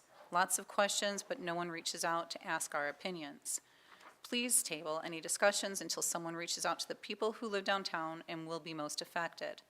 I already wrote one letter for the meeting at Battle Alley Coffee, but have not heard any response. Thank you for your consideration in this matter. And that is the end of that email. And now I'd like to move on to a question of my own to you, Chief Narsh. Will the plan include surveying residents, businesses, and traffic statistics? We did reach out to all the property owners and landlords, and we asked them to talk to their tenants when we started the plan. And that's why I put this in the newspaper and the DDA, and I could have falsely believed, because I believe the property owners are in the DDA district and are part of the DDA, so that was sent out to the DDA to everybody. And that was the actual parking management plan. So if somebody got missed in that, I wasn't aware of what that email burst was, and I'm sorry about that. We did, however, manage, based on questions that came from the 3 town halls we did. So that prohibition of parking residential and business owner and employee in the downtown district is only, again, from the 7 a.m. to 6 p.m. Monday through Saturday. There's no enforcement Sundays, holidays, or events. But during that prohibition time, we've added 2 30-minute to the ordinance that, again, would be presented to Mr. Gildner for review, but we've added 2 30-minute time windows for our residents to be able to pull down there and load and unload. And those comments were in public comment, and they made sense. We have enough folks downtown, and it'd be harder to load and unload from a parking lot. So if they can load and unload from the street level, makes sense. And so we added that language because that's in there for the business owners and employees as well. Well, more the business owners to load and unload. So those are built into the ordinance. And again, those are all the ordinances that I'm going to sit down with our attorney, and we would look at that, and then each one of these would be brought back to council for approval. Nothing, by moving this plan forward, none of the legals or private property ownership. Some of the things we heard tonight is we're talking about growth. There's a lot of events downtown, and we're going to have new businesses, and we're already out of spots. So we have to look at that. So how do we do that? We're almost out of parking. So let's manage. My vision for this was let's manage professionally what we have. We can always look at how we can advance it. That's a council prerogative and a community prerogative, really. But let's manage what we have and get best use of that management, and that does include the 3-hour recommend. And again, in a previous life, we did 2-hour because that's what the community wanted, 2-hour, and it was driven by the business district. They came forward and said, we want that turnover. But that's important to have it on your prime property of your downtown streets to have that turnover. But those are my recommendations, and again, all of the fine points will come back to council. Thank you. Lisa, could you read the motion back to us, please? Consideration by council to approve downtown parking management plan as proposed and direct staff to begin implementation and bring back to council to Bring back to council. Mr. Gildner, does this motion guarantee council's approval before any implementation? Point of order, that was not my motion. That was- Okay, I can read it back to you if you prefer. yes, please. Consideration by council to approve the downtown parking management plan as proposed and direct staff to return recommendations to council. Okay, that was a motion by Cascella, and that was a second by Ryan. And Ryan, is that how you remember it as well? Yes. Okay, upon editing, Lisa, when you're done, please, could you read it back to us, and then I have a question for Gildner. Consideration by council to approve the downtown parking management plan as proposed and direct staff to return back to council. It's close. Sorry, I just keep. Recommendation. So it was, may I say? Yes. The adjustment was after two, it was return recommendations to council. Return recommendations to council. Yes, ma'am. Thank you.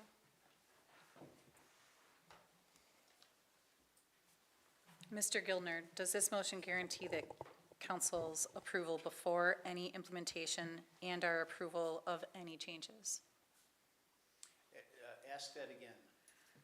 The way the motion was worded, does this guarantee that council has to approve before there's any implementation? And does it guarantee council's approval of any changes in the plan? It does not guarantee approval of any changes to the plan. Any changes would come back to you for approval. And it would also, obviously, all this is right now is a proposal. Even if it's approved, it needs to be put into a form that is legally binding. And that hasn't happened yet. So my understanding is I'll talk to the chief, put something together, and that would come to you.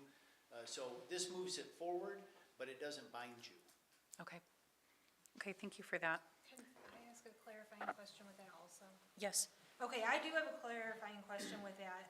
In this proposal, we have a proposed parking lot that has not been through planning or anything. I am concerned with voting as is on this proposal, that it's locking us into some sort of proposed parking lot that does not exist. So we are not being tied to a parking lot that hasn't even been through planning periods or anything. We are just going forward with looking at changing what we have going on with parking times and stuff like that. Like, that's what we're going forward with. That is exactly how I view it. Okay, so even though the wording in this proposal has fictional at the moment, not that they're there, but it is not a true parking lot in it, we are not tied to this. We're not You are not marrying this. tied to it. Okay. Thank you. Okay. Clerk, please call the roll. Weinbrenner, Yes. Cascola, Yes. Wendell, Yes. Ryan, Yes. Cole, Yes. Brandon, Yes. Motion carried. Thank- Thank you, Chief Narsh. And thank you, Council and Madam President, and I assure you that every step of this way will come back. And moreover, that as things are implemented, there's three E's to traffic. It's engineering, enforcement, and education. I'll be obnoxious on how much you see on our social media page, the village website. We'll publicize this, Tri-County Times, so as many places as possible, every bit of this, because transparency is obviously what we seek. Thank you so much. Thank you for your time. Lisa, will you please read item G? consideration by council to adopt the updated council rules and procedure amended February 11th, 2025. And Tim, would you please introduce this item? Yes, I will. As we move forward with new management and team and new council, I thought this would be a good opportunity for us to update our council's rules and procedures. This document was previously dated. It had, the previous address. It had us meeting twice a month. It had the wrong time, wrong locations. And a lot of the common practices that we use just weren't addressed in it. This document does not supersede or replace any charter or ordinance. It just clarifies some of our best practices. Also, based on some of your comments that I've already received in individual discussions, I did provide a slight updated draft to everyone in here, where it's not in the agenda packet, but I'll talk about what those changes were for clarification for the people in the audience. In section 11.6, directives to village staff, I just included the charter language because there was a lot of questions about what council can actually say to staff. So I just put in the exceptions just for clarity purposes. As well, in 11.8, council members and village attorney, I realized after the fact, based on conversations with council, that a couple sections were truncated at the end of the document that was sent. And these were already in the original document. I just added them back to it and highlighted it. I did change one comment on here on 11.8 at the beginning of it, where it talks about individual council members shall ask questions of the village attorney through the village manager. I specified in there outside of public meetings, because in public meetings, you can obviously ask the village attorney questions. If you do go ahead and recommend this, this document, I would ask that we do it as amended, based on the changes in here. As far as the changes that were made, many of the changes are updated the document as far as best practices, locations, dates and times, as well as updating language to meet with current technology as far as how we record our meetings via YouTube.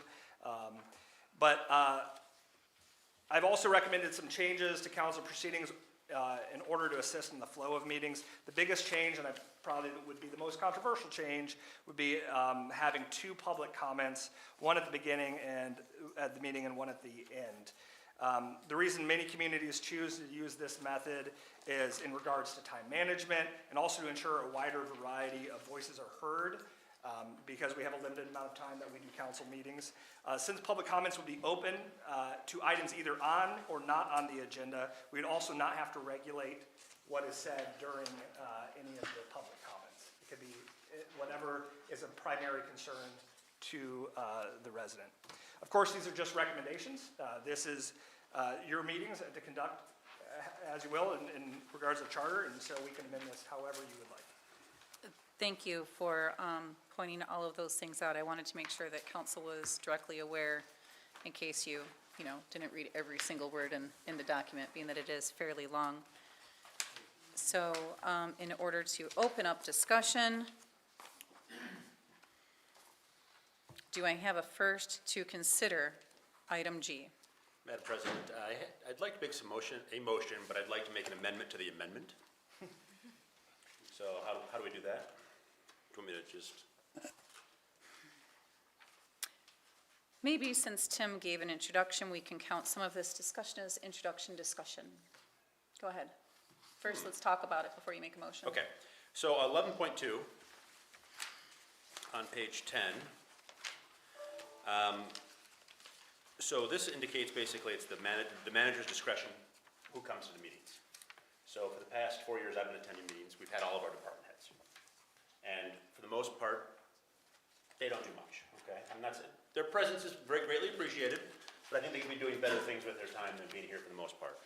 My only concern is, it says he gets decisions, the village manager gets to decide when an employee comes here. So my only amendment would be that if we have concerns and we would like to ask questions, or we have concerns, we should be able to say, hey, Mr. Manager, Ms. Manager, we would like to ask questions of a staff member. So I suppose that actually falls in line with a question that I had for Gildner and our manager. I still have one more. Okay. So this might be answering what you're gonna do too. So on 11.3 on the next page, page 11, so our manager did indicate that there was not superseding of the charter, but this goes directly against our charter, I believe, is my understanding of it, and we can ask Attorney Gildner for his clarification on that as well. I believe it is in the charter, 6.11 indicates that we as council are able to ask questions, inquiries of staff, whereas 11.3 indicates we are not allowed to. Yep, that was my question as well, yes. So, and I noted that the manager today pointed out that we can ask questions of Gildner. our attorney, who is not staff. But he directly reports to us. Can we ask questions? Can council ask questions of staff at meetings? And by staff, I mean the treasurer, the DPW director, and the chiefs. You can. I believe that you can. That's certainly been the practice. In all the years that I've attended your meetings, those questions have been asked of staff. My concern here is, while I understand that this does not supersede our rights as council, there are going to be future council members who will not be aware of their rights, and I don't want this to imply to them that they do not have rights that they do have. I would also point out that both of those items are legacy items that were in the previous one. So they were already in place within this document beforehand. Those are things that I had not changed on this document. I did, when I put the language in the directives to the staff, there is on 611, it does talk about specifically in here on this question, points that no council member shall direct or request staff with the exception at public meetings and in case of letting, and in the case of letting of contracts, the purchase of any specific materials, supplies, or equipment. I think that we've, and as I already discussed when we discussed this, I personally am all for, allowing, staff to answer questions. I would just ask, that there are other items on the agenda staff can prepare for and be ready, rather than being, put on the spot without having any kind of preparation.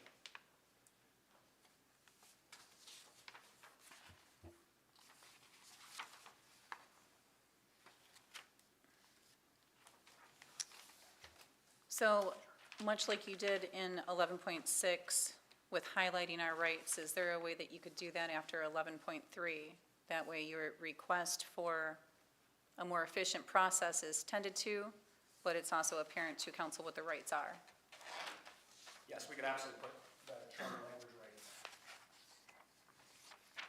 I would request from council to either make a motion regarding passing this with amendment or to table it. I will entertain a motion. I'd say table it. I'm sorry? I vote table it. You're voting or you're making a motion? Motion to table it. Okay, we have a motion by Wendell to table. We have a second by Ryan. It's actually a motion to postpone. Motion to postpone, All thank right. you. I make a motion to postpone. I second that motion. Further discussion. Are we By postponing council. just to add that language? Well, is there, well, now we're in discussion. That was our intro discussion. This is our real discussion, guys. So, Madam President? yes, Yes, thank you. So I will say, you can't see this in the audience, but I'll show it up for the camera.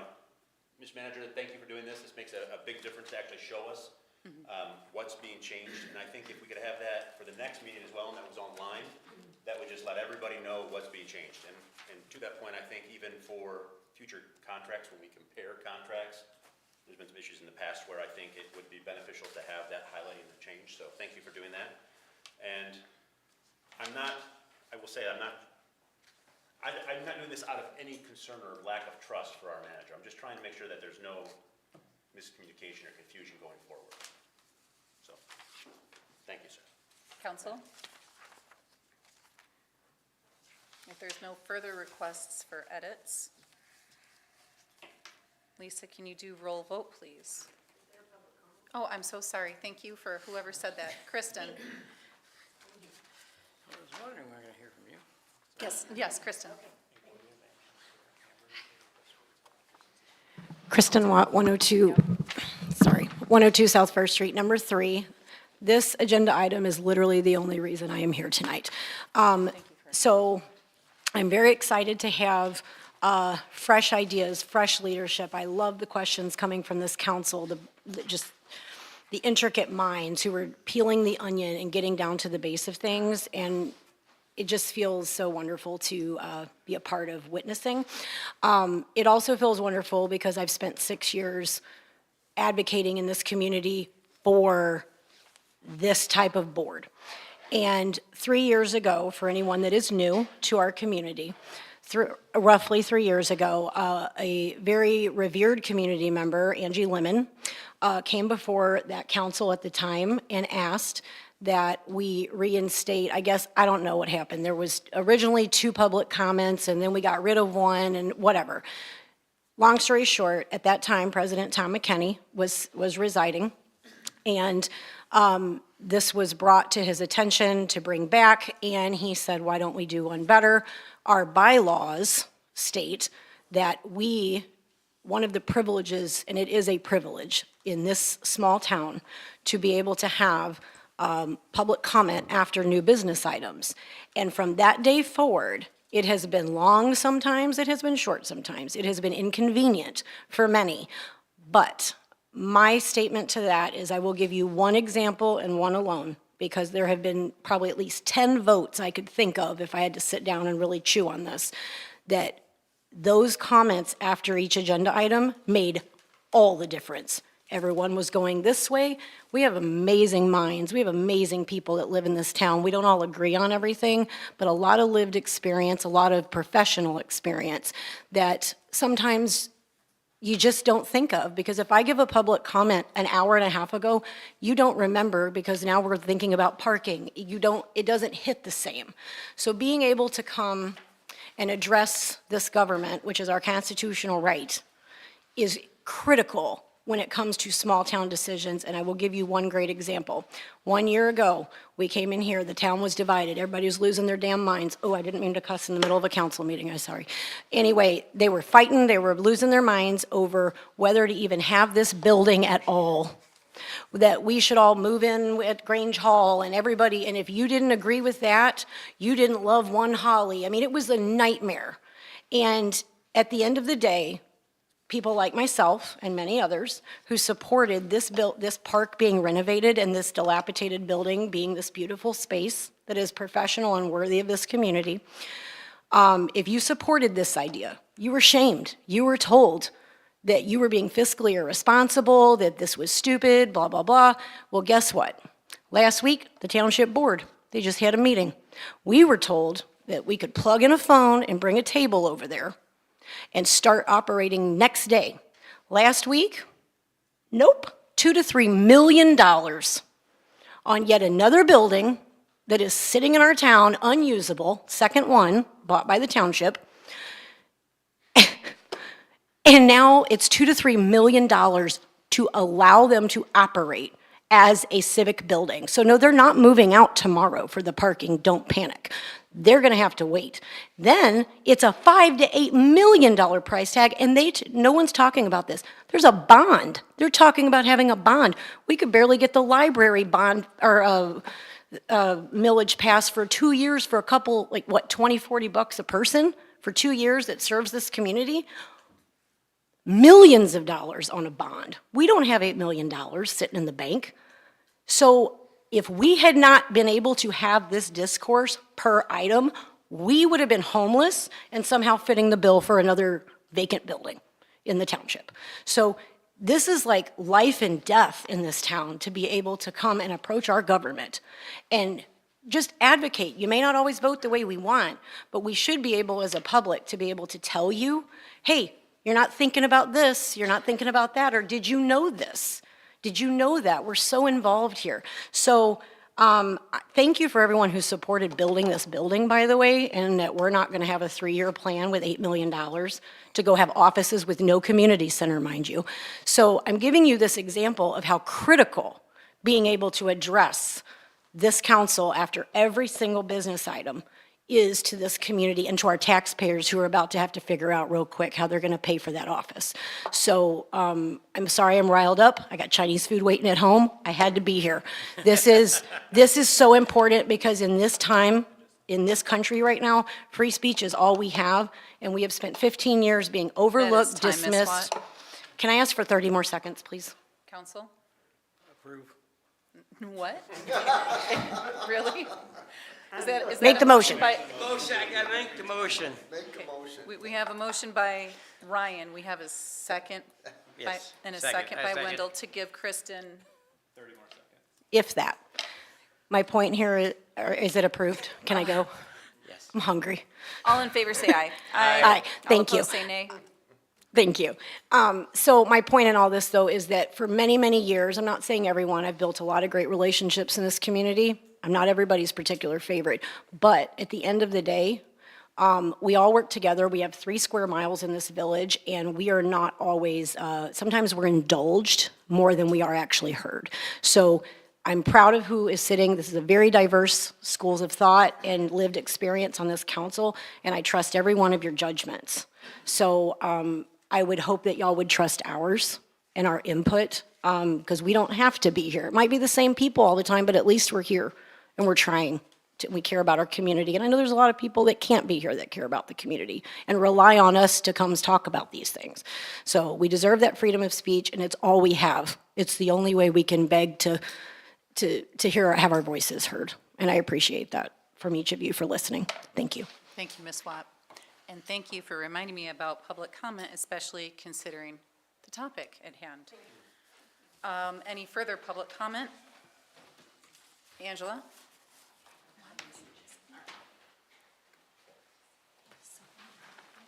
I'll be brief because Kristen wants to eat. My thing is we have 7 things on the new business.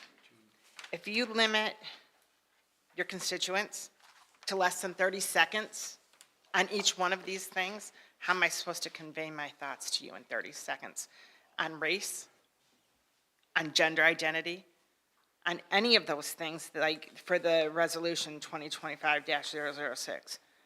How am I supposed to tell you that my kids deserve this? My kids, need a resolution because they need this protection, or our citizens need that protection. How am I supposed to tell you that in 30 seconds? Because then I have to move on to the swing event in Battle Alley. Then I have to move on real quick to the parking thing. As residents, we cannot convey to you what our desires are so that you can take in desire in less than 30 seconds to try and address the council.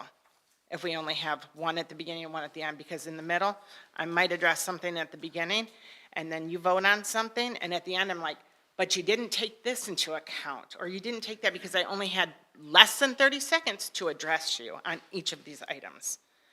So I'm asking that you do not get rid of the comment after everything, because these are important issues. This is our village. This isn't just a business meeting. I'm sorry, but when it was brought up that we have a limited time for meetings, no, we don't. You're elected to be here. They took the job to be here. So if this meeting has to go till 11 o'clock at night, then that's what you signed up for, and that's what you work for. You work for the people. Not to shut us up, but to hear what our concerns are with our village and what we are experiencing as residents in this community. Thank you, Angela. Any further public comment?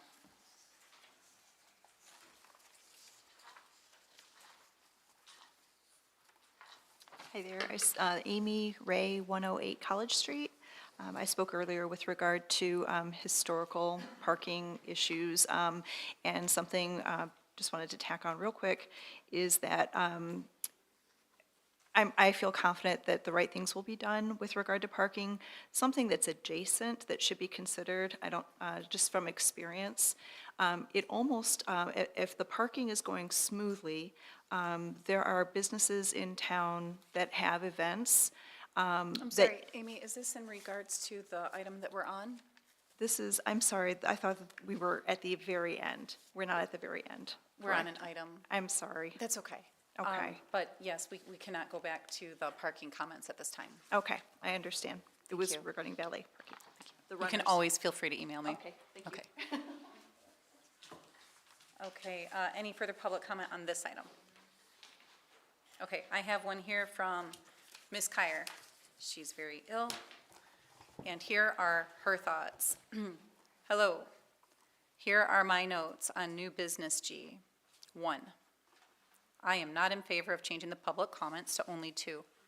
We already debated this a year ago, and it was resoundingly shot down by both our council and our citizens. Nothing has changed in a year that would change my mind. Limiting any comments will certainly not create diversity in comments, quite the opposite actually.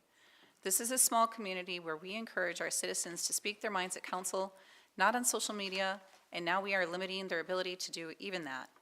Part of our charm as a village is we don't necessarily follow the status quo, we pave our own way.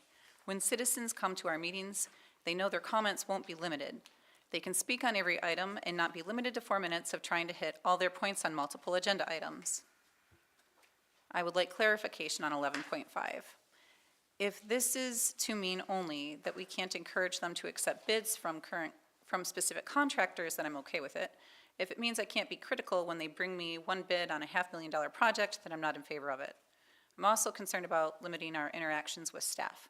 I understand we should not be giving directives and micromanaging them, but limiting our ability to speak freely with them doesn't foster a positive relationship with them.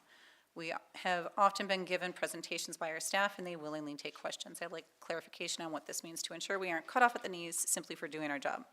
I think we got clarification on some of that stuff already. Kristen and Angela were right. I had been in favor of going down to 2 minutes last year, and the thing that swung my vote in the public comments was when, I think it was Sherilyn that got up, I think it could have been any of them though, and said that the full agenda wasn't often online, so they didn't know what a lot of our agenda items meant until we started talking about it and having discussion. So my vote is swung back because our agendas are online now in full, and presentations will not be accepted or on agendas unless they are turned in on time. Otherwise, they'll be moved to the next monthly agenda. So that is what would swing my vote. Now, currently, can we have the motion read back to us, please? It was actually a motion to postpone. Yes, motion. Okay. And let's see. So with that motion to postpone,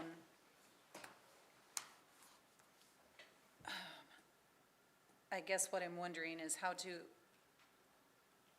was there any at this point further edit, just kind of by consensus, that the council wanted the manager to consider? And what he presents to us next time, we can choose not to approve as well. So he can present us with whatever he wants, keep that in mind, but any further edits that the council wants the manager to consider. I am not in favor of limiting public comment. I'm always, because, I mean, it helps even me as a council member hearing the public before each item versus, say it was a 2.5-hour meeting and they said something at the very beginning. I might not remember what they said 2.5 hours ago. That might help me in my decision. But hearing it 2 minutes beforehand kind of helps me remember and organize things as well in my head. Thank you.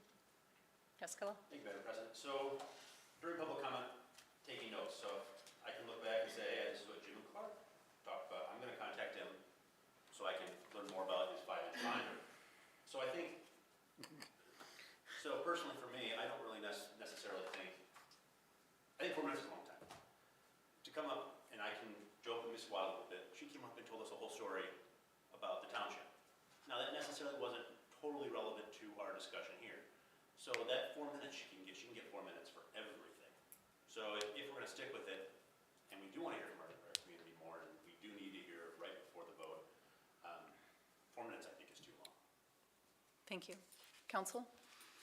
I think that limiting the time of a meeting for a certain day, like let's say today's meeting, let's say, all of a sudden it's 10 o'clock, okay, meeting's done. No, we, like they said, we're voted in here. If we didn't want to do it, then we shouldn't have put our names in the hat to be voted in. I've many times said if I have to sit and cry like a baby till 3 o'clock in the morning because we're all drinking coffee, arguing over something, I guess that's what's going to have to happen. And that's just when you're a public official and you're voted in by the residents of your community, that we stand for them. And we have to represent whatever, things they're breathing on our necks for. We got to make sure that we're at least being the voice, because not every community person can be up here. They'll give us their comment and everything else, and we'll take into consideration, but we do have meetings that are real fast. Some of the other meetings that other departments have are fast, and ours happen to be the long ones because we're not any important than anybody else's, but we make more of the decisions. Thank you. I also agree on not wanting to limit public comment. I do think that hearing what people who take the time out to come here to talk to us about helps. And so I don't want to limit public comment on those kind of things. I haven't sat through a meeting past 10 o'clock, but if it was something that was super important and we had to be here for, I am also open for that. President, I also agree that, you know, we're sitting here, we have to listen to the public. You know, they voted us in here, no matter how long it takes. So, no, 4 minutes. Okay. Could we get possibly, since it's being postponed anyway, get a copy with it limited and a copy with it not limiting the public comment? So that way when we go to vote, we can choose which one we want to make the motion for. I don't know that we need separate copies for that, but I think that a motion could be made in either way, perhaps. Or if we could request an amendment. And I think it's up to the manager what he wants to bring us to consider, and we choose to approve it or not. Yeah, my suggestion would be, is since it's, if you go this way and it's being postponed, you're gonna have another crack at this. And you can vote it up and down, or down as presented, or you can make amendments at that time. Yeah. And just for my own sanity, It's not 4 minutes, it's 8. for what? 2 public comments. No, that wasn't the point, so Oh, okay. I'm so crazy about that, but we are limited on how long we can have a meeting, isn't that correct? Yes, Currently. Yeah. 10 o'clock. What is that limit? 10. 10 PM? It's a duration period, I believe, Okay. because it was previously when we started meetings at 7, it was 11, and when they moved it to 6, Yeah. it was at. Gotcha, okay. No, is that in our bylaws or is that state law? I believe it's charter. Okay. Don't hold me to it, but No, I understand. I just didn't know it was. Oh, yeah, we're gonna bolt you right to the wall. Okay, It is. so once again, the motion was to postpone this. So clerk, please call the roll. Cascola, Yes. Wendell, Yes. Ryan, Yes. Cole, Yes. Weinbrenner, Yes. Brandon. Yes, motion carried. That brings us to reports. Tim, do you want to kick it off? Absolutely. First of all, I just wanted to thank council and the community for giving me this opportunity to serve with you. I also wanted to thank the former village manager, Jerry, and the former village clerk treasurer, Debbie, for all their hard work and commitment. On February 6th, we did a ceremony where we celebrated their service at the vault, where they were both awarded the key to the village, and I just wanted to make sure we recognize that they received that during that period. Over the last month, the fire department hired a new fully trained firefighter and EMT, and the police department hired a new school resource officer. I've been able to watch a lot, I mean, we saw some awards being given out. I spent some time with the fire department as they were taking care of some residents in need. And I've just been blown away by them and the DPW's work they've done and just their hard work and dedication. Based on the last January meeting, I've already met with the DDA briefly, and I'll be meeting with the rest of the boards and commissions that we talked about to start forming the 4th of July Fireworks Fundraising Committee. It's my intention to have that group formed for the March meeting to bring back for discussion here. The Finance Committee met, some of the members are here, on February 3rd to begin evaluating the water and sewer rates. This initial meeting was primarily to provide comparative analysis of the surrounding communities, provide historical data, and plan a way forward to present to council. Staff will be meeting with Plant Moran on Thursday to evaluate the fiscal considerations, and we're going to bring it back to that committee so that we can have continued discussions. I would say that based on a comment earlier about the base rates, every community, we looked at almost all of Genesee County, Oakland County, every single one of them has a base rate they go, and then there's additional water rates, water usage rates as well. We're still working with vendors to get quotes in regarding to installing cameras in the downtown area. However, before this is brought before council, we're evaluating the public Wi-Fi opportunities downtown that may alter the price points depending on the options that are available to us regarding the cameras. I was asked to also talk about the fact that we've gotten several calls regarding the snow and ice removal over the winter. As discussed in the downtown parking management proposal, we're hoping to create a more comprehensive plan in regards to this within our municipal parking lots. The Department of Public Works policy, just so everyone knows, is that when we have a snow event of 2 inches, they would do the main roads. 3 inches is when they start doing the residential roads. They salt all major roads, hills, curves, railroad crossings when they have snow covering. As a courtesy, DPW also fills salt buckets downtown for businesses and residents to use. Again, that is as a courtesy. And I do want to remind everyone that sidewalk snow removal per ordinance is at the individual resident or business owner's responsibility. But however, staff is still aware of the residents' concerns. We've talked a lot about the alley street and the parking lot, and we've been talking about course of action to create safer travel lanes for our residents, while also looking at our limited staff and resources at our disposal. Starting in April, the village president and I would like to start hosting town halls. We would look at hosting these quarterly in the evenings with the specific details yet to be determined. These will not be formal council meetings. We don't expect a quorum of council. Rather, it will be a time for community to have an open dialogue with myself, with the village president, and maybe department heads or select council members that we can rotate through. Just if there's any items that they want to talk about with not having a 4-minute timeline, that we can just more have a open dialogue about some of these issues. In addition to that, I'm going to start hosting a monthly coffee with the manager, where I'll work with local businesses, set up a time where you come out, I'll buy you coffee, and we can have discussions about any items that are pertinent to you that you would like to talk about. Just again, we're looking at any opportunities we can have more transparency and communication with the public. And that's all I have for now. Thank you. I'd like to thank the council and the community for the opportunity to serve as the clerk treasurer. I was officially sworn in on January 22nd, and I've been since getting to know the department and the operations of the village. I also, as the manager had stated, we have a meeting with Plant Moran as our auditor, and we want to go over the budgets, which will be starting in April. And then we also wanted to address the annual letter and the concerns that they had brought up at the past meeting.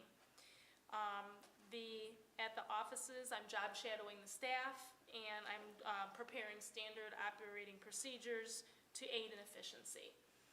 And then we currently also have an open position in the staff for the deputy finance officer. So we're accepting applications, and we're going to be doing interviews. And I look forward to working with the council, the staff, and the community. Thank you, Lisa. Okay, so how about Kaskala?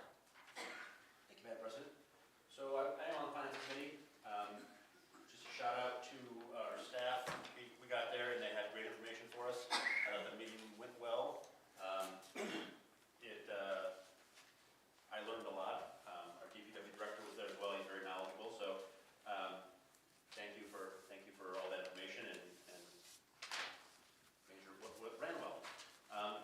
I've also had a couple opportunities to speak with our village manager, and for any residents here or watching at home, if you haven't had the chance to meet with him, you probably should, because he's a good guy and easy to talk to. So glad to have you here. I had a couple of questions too. If I may ask a question of the village manager. Did we ever decide if we could? Yes. I think I'm open game. It's just other staff. That's Open season. So I was just curious about our crime statistics. So we have got a great report here from our chief of police, so thank you for this. It looks like traffic citations are down a lot, and I'm not a person that believes in quotas or believes we should be this many tickets a day. Just can we talk about why the traffic stops have gone down? For instance, in 2023, it was 651, and then 2024, it's 225. Yeah, I haven't had a specific conversations with Chief Narsh or, been able to review it compared to perhaps the state police or the county's statistics. But I can have further conversations with him, and we can actually provide you an update of, why that statistic has changed. Okay, thank you. Okay. Was that it for you, Mr. Costello? Yes. Mr. Weinbrenner? No, I don't have any Nothing questions for you? tonight. Okay. Ryan? I have nothing for tonight. Wendell? HDC doesn't meet till Thursday, but I would like to ask our DPW manager when we can have a DPW meeting. Whatever, committee meeting, yeah, thank you. About what's going on with everything, with all the salting and everything else. Do you mean meeting or update or?